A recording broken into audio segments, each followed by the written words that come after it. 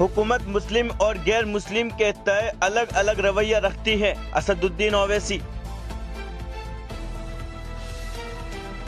कौम के अहम ऑर्डिनेंस गोदामों में बेकार अशिया 1/3 जगह पर काबिज।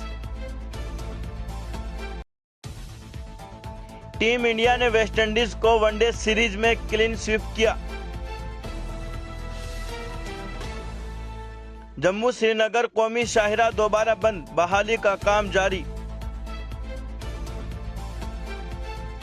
दिल्ली हाईकोर्ट का मोहम्मद जुबैर के जब्त शुदा दस्तावेजात और सामान पर दिल्ली पुलिस से जवाब तलब।